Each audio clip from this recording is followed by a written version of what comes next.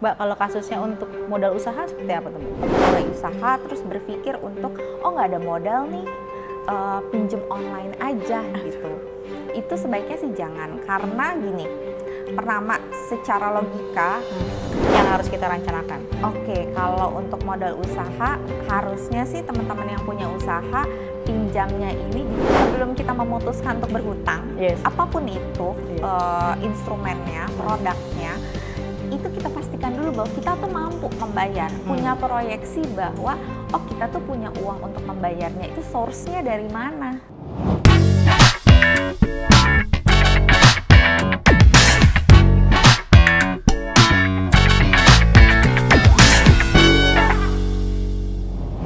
Halo kawan, inilah ketemu lagi sama aku Tika dan Kak Gita sebagai financial planner. Tadi kita di segmen 2 udah ngomongin tentang bagaimana perlindungan hukum para pengguna pinjaman online legal yang udah banget sekarang pada merasakan hal gimana sih diteror dari pinjaman online dan lainnya.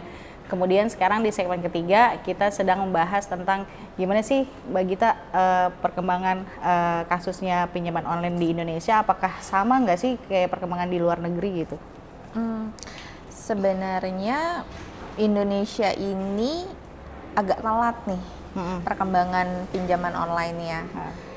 Jadi mostly sih di negara-negara yang berkembang, yang penduduknya banyak, yang kemudian karena banyaknya penduduk kemudian banyak orang yang belum tersentuh dan terakses oleh bank, itu di negara-negara tersebut juga berkembang nih pinjaman online-nya. Kalau dulu nih Mbak, kalau di China itu mulai booming itu di tahun 2012 di China, terus kemudian collapse atau suffering gitu ya, orang-orang yang kemudian melakukan pinjaman online ini di 2018 ini banyak yang nggak bisa bayar. Akhirnya kejadiannya adalah pemerintah akhirnya turun tangan, pemerintahnya turun tangan dan kemudian melakukan kebijakan akhirnya di screening sampai 70% dari perusahaan pinjaman online tidak boleh beroperasi. Dan mungkin juga nantinya di Indonesia kita lihat nih, Perkembangannya. kalau misalnya literasi keuangan masyarakatnya masih rendah, ini kan jadi market yang legit banget ya untuk berkembang pesatnya perusahaan pinjaman online yang ilegal gitu, sehingga nanti pasti ada titik di mana akan sama nih nanti, mau nggak mau pemerintah harus benar-benar tegas untuk melakukan kebijakan apa. Yang paling penting tuh dari Indonesia ini apa sih Mbak melihat merebaknya pinjaman online saat ini? Yang paling penting adalah semua harus belajar keuangan, mengelola keuangannya. Salah satu yang jadi trigger pinjaman online yang ilegal ya, makin berkembang ini di era pandemik ini adalah kan banyak orang yang sulit ya sekarang, kehilangan pekerjaan, terus kemudian nggak punya dana darurat gitu ya, sehingga bingung mau nambel dari mana, gitu kan. Nah, ini kan rootnya sebenarnya dasarnya itu adalah ketidakmampuan orang-orang ini untuk melakukan pengelolaan keuangan, sehingga ketika mereka keuangannya lagi kacau nih, datanglah si dewa penolong ini kan. Kayaknya inilah jalan jakun nih ya, ketika ditawarin gitu ya. Nah, jadi rootnya adalah teman-teman semua ya harus usaha untuk bisa pinter dalam mengelola keuangan. Secara teori nih juga menguatkan, ngebenerin mindsetnya dulu nih, yang dasar tentang butuh atau enggak, butuh atau ingin, mampu atau enggak nih gitu. Mengukur diri sendiri dulu Mengukur diri sendiri. Nah Mbak, sekarang kan banyak anak milenial yang lebih menggunakan pay later, pinjaman online untuk bukan untuk kebutuhan tapi untuk traveling gitu, bayarnya nanti gitu, malah traveling dulu baru ntar bayarnya ntar, terus mau beli apa belanja bayarnya nanti gitu. Itu ngasih tips ke anak-anak milenial sekarang tuh gimana sih agar tidak terjebak dengan pay later dan pinjaman online gitu, dan tidak konsumtif ya terutama. Kalau kamu kalau kamu nyicil untuk hal-hal yang konsumtif itu, artinya kamu tuh emang nggak mampu nih sebenarnya, gitu.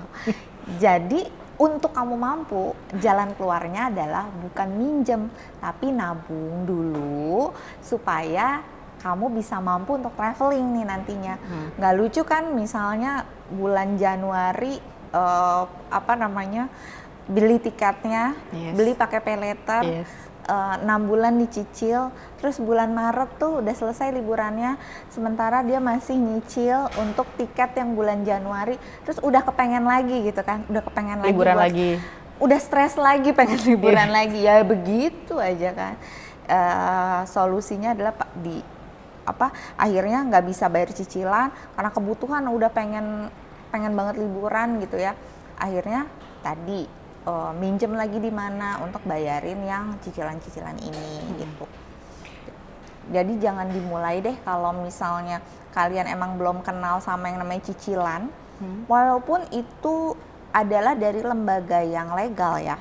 Tapi kalau kalian belum kenal sama yang namanya cicilan dengan produk apapun, sebaiknya sih jangan dimulai karena ngutang itu enak dan adiktif. Gitu. Ada rasa adiktif. Ada rasa adiktifnya. Jadi ketika udah dimulai itu kerasa gampang ya, ternyata nggak harus susah payah nabung dulu, ternyata udah bisa beli barang ini, ternyata udah bisa dapetin uang dengan cepet gitu. Jadi tipsnya adalah kuncinya adalah jangan memulai ya, jangan memulai kalau belum pernah berhutang. Terus kemudian kalau yang namanya hal-hal yang konsumtif jangan pernah diambil pakai cicilan atau ngutang gitu ya, pakai nabung gitu.